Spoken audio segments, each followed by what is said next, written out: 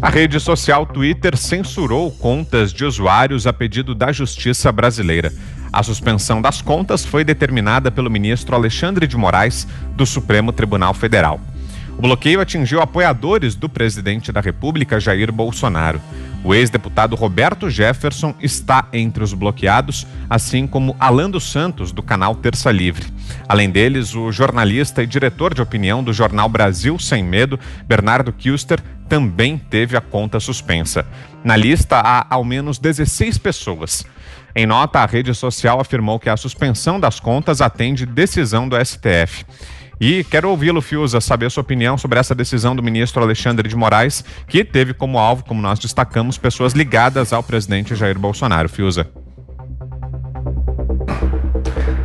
É uma decisão muito grave, a mais grave de todas as que a gente está vendo nessa escalada autoritária do Supremo Tribunal Federal.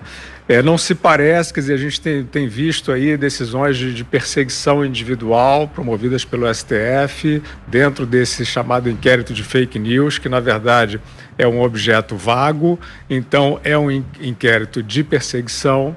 Agora, nesse caso, não se parece também com decisões recentes que a gente viu de plataformas como o Facebook, né, que baniu várias páginas. Eu achei uma decisão grave também, mas é uma decisão de uma plataforma privada.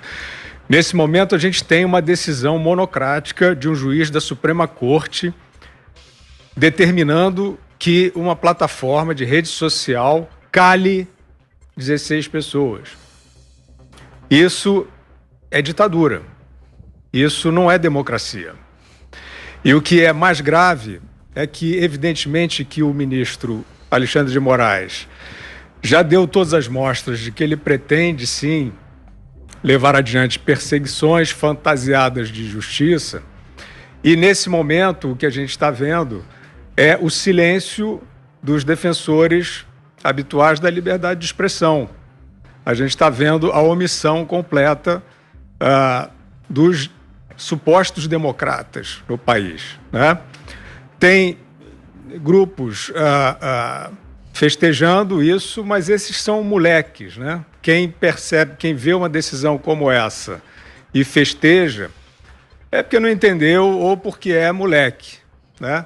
Porque isso é um precedente gravíssimo de censura que pode atingir qualquer emissor de opinião, de informação, qualquer veículo, né?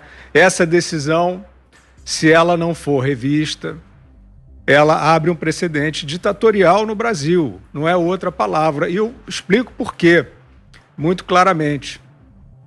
Então tem os moleques que estão festejando, tem os covardes que estão em silêncio e tem os dissimulados que estão dizendo que isso é uma ação para limpar o debate. Vitor, veja as expressões que estão sendo usadas. É igualzinho o ditador, é igualzinho o imperador, né? Os regimes autoritários de fato, né? Despóticos, são esses eufemismos que eles usam. Limpar o debate, como assim? Então, tem, de fato, alguns formadores de opinião dizendo que essa decisão ela é contra pessoas que desinformam, que manipulam o debate. O que significa isso? Eu posso dizer, né, eu poderia dizer de qualquer um desses que traz um princípio como esse, que afirmar que uma ação ditatorial, monocrática, de um juiz do Supremo Tribunal Federal que não tem revisão, calando pessoas, decidindo sozinho quem é que pode falar e quem cala a boca no país, sob pretexto de limpar o debate, eu poderia dizer que estes defensores dessa premissa estão desinformando, e eles estão.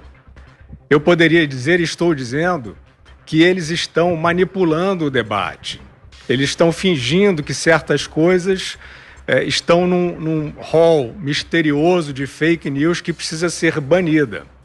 Mas eu jamais vou defender que esses personagens que estão fazendo esse papelão, jornalistas, jamais vou defender que eles sejam calados, né? Eu quero ouvi-los, né? Ou posso escolher não ouvi-los, né?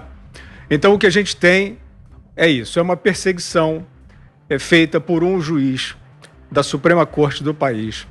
A plataforma Twitter respondeu que cumpriu uma decisão judicial e eu quero fazer essa separação. Eu acho que a plataforma tem sim aí os seus critérios, que eventualmente também não parecem tão equilibrados em relação a isso.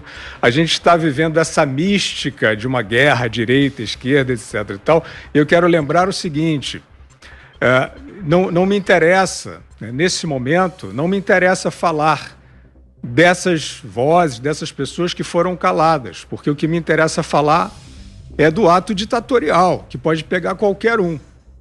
Agora, essas vozes que foram caladas, simpatizantes do governo, o que tem? Qual é o problema disso?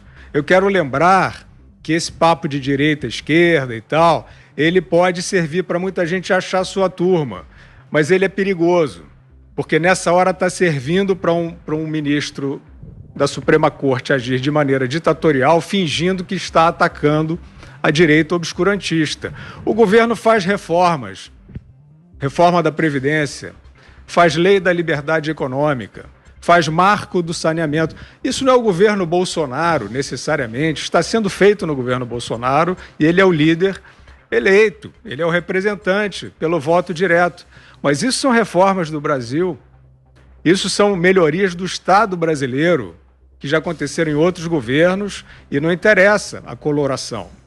Então, o que acontece é o seguinte, é uma tentativa de política, de politicagem, que, na verdade, não aceita a gestão democrática do país, por quem foi eleito, e persegue pessoas.